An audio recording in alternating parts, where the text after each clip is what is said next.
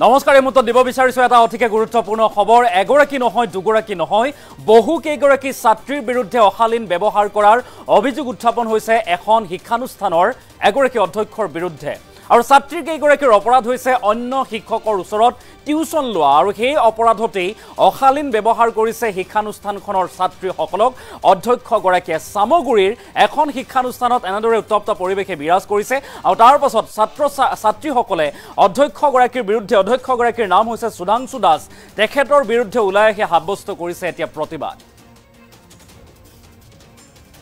আৰু কেইবাগৰাকীও ছাত্ৰীৰ সৈতে অধ্যক্ষৰ অশালীন ব্যৱহাৰ সেই গুৰুতৰ অভিযোগ উত্থাপন হৈছে শিক্ষানুষ্ঠানৰ অধ্যক্ষৰ বিৰুদ্ধে অন্য শিক্ষকৰ ওচৰত টিউচন লোৱাই হৈছে ছাত্ৰী কেইগৰাকীৰ অপৰাধ আৰু সেই অপৰাধৰ বাবে অশালীন ব্যৱহাৰ কৰিছে ছাত্ৰী কেইগৰাকীক অধ্যক্ষগৰাকীয়ে সামগুৰিৰ এখন ব্যক্তিগত শিক্ষানুষ্ঠানত এই ঘটনাক লৈ এতিয়া উত্তপ্ত পৰিস্থিতিৰ সৃষ্টি হৈছে অধ্যক্ষ সুধাংশু দাসৰ বিৰুদ্ধে ওলাই আহিছে একাংশ ছাত্ৰী ওলাই আহি সাব্যস্ত কৰিছে প্ৰতিবাদ আৰু কলেজলৈ ওলাই আহি একাংশ ছাত্ৰীৰ অভিভাৱক স্থানীয় ৰাইজে প্ৰতিবাদী কাৰ্যসূচী ৰূপায়ণ কৰিছে আৰু অশালীন ব্যৱহাৰ কৰি কলেজৰ পৰা উলিয়াই দিয়াৰো অভিযোগ উত্থাপন হৈছে অধ্যক্ষগৰাকীৰ বিৰুদ্ধে আৰু সামগুৰিৰ গটঙাৰ ব্যক্তিগত শিক্ষানুষ্ঠানত উত্তপ্ত পৰিস্থিতি এখন ব্যক্তিগত শিক্ষানুষ্ঠানত এই ঘটনা সংঘটিত হৈছে অঞ্চলটোৰ ৰাজীৱ গান্ধী জুনিয়ৰ কলেজত এতিয়া হাহাকাৰ পৰিৱেশে বিৰাজ কৰিছে উত্তপ্ত পৰিস্থিতিৰ সৃষ্টি হৈছে অন্য শিক্ষকৰ ওচৰত টিউচন লোৱাই অপৰাধ হৈছে কেইগৰাকীমান ছাত্ৰী যাৰ বাবে ছাত্ৰী কেইগৰাকীক অশালীন ব্যৱহাৰ কৰিছে কলেজৰ পৰা উলিয়াই দিছে কলেজখনৰ 8 গৰাকী ছাত্ৰীক অন্যায়ভাৱে কলেজৰ পৰা বহিষ্কাৰ কৰাৰ অভিযোগ অধ্যক্ষ সুধাংশু দাসৰ বিৰুদ্ধে হুৰাপান কৰি কলেজলৈ অহাৰো অভিযোগ উত্থাপন কৰিছে এতিয়া অভিভাৱকসকলে আৰু পূৰ্বেও ছাত্ৰীক অশালীন প্ৰস্তাৱ দি ৰঙা ঘৰৰ আলহী হৈছিল অধ্যক্ষগৰাকী পূৰ্বেও বহু বিতৰ্কিত কাৰ্যত লিপ্ত হৈছিল অধ্যক্ষগৰাকী যাৰ বাবে ৰঙা ঘৰৰ আলহী হৈছিল অধ্যক্ষ সুধাংশু দাসৰ বিৰুদ্ধে এতিয়াও আদালতত গোচৰ চলি থকাৰ অভিযোগ আৰু কেইবাগৰাকীও ছাত্ৰীৰ সৈতে পুনৰবাৰ অধ্যক্ষ সুধাংশু দাসে অশালীন ব্যৱহাৰ কৰাৰ অভিযোগ উত্থাপন হৈছে সামগুৰিৰ এখন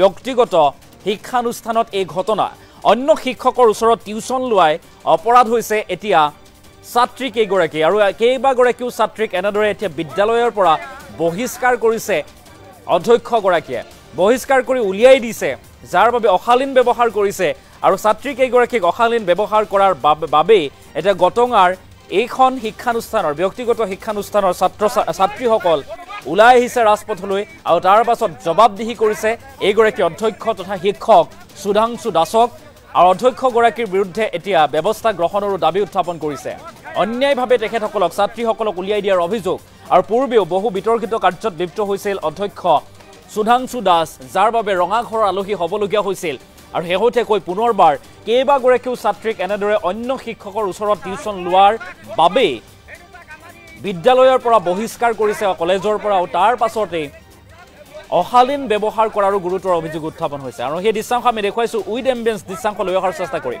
আলাপ কৰোঁ জানা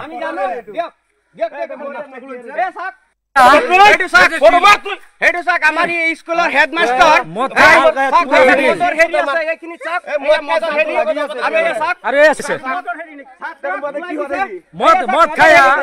আলাপ কৰোঁ জানা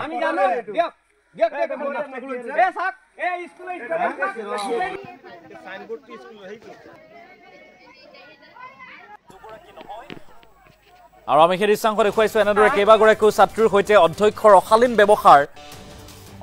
ব্যৱহাৰ কৰিছে ছাত্ৰীসকলৰ সৈতে আৰু সামগুৰি এখন ব্যক্তিগত শিক্ষানুষ্ঠানত এনেদৰে উত্তপ্ত পৰিস্থিতিৰ সৃষ্টি হোৱা পৰিলক্ষিত হৈছে এই সন্দৰ্ভত মন্তব্য আছে আমি মন্তব্য আগবঢ়াইছো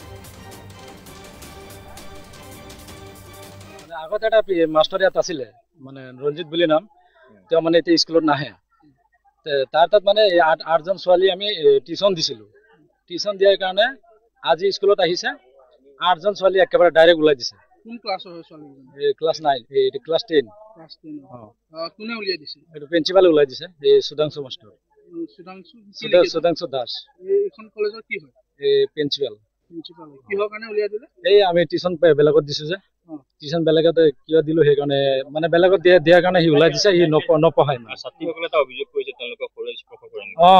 ই মদ খাই থাকে, এতিয়াও আহে, গোটেই ৰাইজ আছিলে, এতিয়া মই মানে আমাৰ খুৰা এজন মাতি আনিছে, মদৰ কিবা কিবি লাগি আছে, একদম গোন্ধ ওচৰত যাব পৰা নাই। সুৰাপান কৰি আহিছে, সুৰাপান এতিয়াও কৰা আছে, সদায় কৰে। স্কুলৰ ভিতৰতে ক'ৰ পৰা কৰি আহে, স্কুলতো কৰিব পাৰে, আমিতো সদায় নাই। হ'ব মানে কি ছোৱালী কেইটাক এনেকা কৈছে বোলে মা দেউতা উল্টা পুল্টা জন্ম দিছে, তেনেকা মানে বহুত কিবা গালি পাৰিছে। আজি কলেজখনত মানে 8টা ল'ৰা ছোৱালী আমাৰ ঘৰ পালেগে। ঘৰ পাওঁতে সুধিছো কি হ'ল, কৈছে নাই তেওঁ আমাৰ প্ৰিন্সিপালে তেওঁ আমাক চবকে ওলাই দিছে। কিয়? এই ৰঞ্জিতৰ তাত টিউশ্যন কৰিব, সেইকাৰণে ওলাই দিছে। কিয়? তেওঁ মানে স্কুলৰ তেওঁ টিচাৰ আছিল, সেই টিচাৰ তেওঁ নাহে, তেওঁ স্কুল সিহঁতৰ মানে টিউশ্যনি লৈছে। লোৱাৰ পাছত এইটো অৱস্থা, সিহঁতে ই টিউশ্যন কৰে বুলি মাষ্টৰে ওলাই দিছে। কোন মাষ্টৰ? এই যে সুধাংশু হয়, সুধাংশু দাস নেকি, প্ৰিন্সিপাল। এতিয়া কি কেইগৰাকী ছাত্ৰ ছাত্ৰীক উলিয়াই দিছে? 8জন। এতিয়া তেওঁলোকে কিবা অশালীন মন্তব্য কৰিছে? মন্তব্য মানে তেওঁৰ মন্তব্য বেলেগ। কি কয় জানে, এইবিলাকৰ জন্মৰ দুখ, এনেকে জন্ম দিয়ে নেকি মাকে, একদম মানে জাহা তাহা কৈছে। বহুত গোচৰ আছে, তেওঁ জেল খাটি আহিছে এইবিলাকৰ কাৰণে। এতিয়াও মাত খাটি আছে। মই ওলাই আনিছো, যাহকচোন তাত আহিছে। ইয়াত আহি কি গৰম, এই চাওক ৰাইজ আছে ইয়াত, ইমান ৰাইজে ক'ব পাৰিব কিমান গৰম। তোমালোকে মোৰ কথা মানা নাই, মইতো টিচাৰ, মই কৈছো তোমালোকৰ শিক্ষক আনি দিম। 2-3-4 দিনৰ কাৰণে শিক্ষক নাই, কাৰণ এজন ৰঞ্জিত ছাৰ মানে নোকোৱাকে এপ্লিকেশ্যন নিদিয়াকে পটকে নাইকিয়া হৈ গ'ল। শিক্ষকজনটো আনিব লাগিব মোক, হয় শিক্ষক কিয় নাই? এতিয়া ধৰা মই এটা প্ৰাইভেট কলেজ, শিক্ষকটো পটকে নাপায়। সেই মানুহজন কোনো এপ্লিকেশ্যন নিদিয়াকে এতিয়া নহা হ'ল। এতিয়া মইতো শিক্ষকটো বিচাৰি ফুৰিব লাগিব। তাৰপিছত সিহঁতে সেই ছাৰটোৱে যিটো স্কুলৰ পৰা গুচি গ'ল, সেই ছাৰটোৱে ফুচুলাই মানে সিহঁতক টিউশ্যন লৈছে। 800 টকা মাৰ দিব লাগিব, টিউশ্যন পঢ়িছে তাত। মই কিন্তু নাজানো এই বিষয়ে। তেতিয়া সোণাইবালিৰ পৰা মুছলমান মানুহ এজন আহি গাৰ্জেনে মোক দম দিছে, আপোনাৰ তাত পইচা দি পঢ়াও, টিউশ্যন কিয় কৰিব দিছে? আমিতো প্ৰাইভেট কলেজ, আমি মাহে 500 টকা দিওঁ বা 400 টকা দিওঁ, আপুনি টিউশ্যন পঢ়াব কিয় দিছে?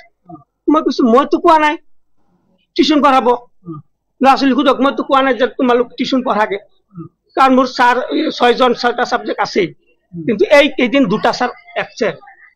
এই অলপ দিনৰ আগততো পৰীক্ষা চৰীক্ষা গুচি গ'ল না, ক্লাছ 10।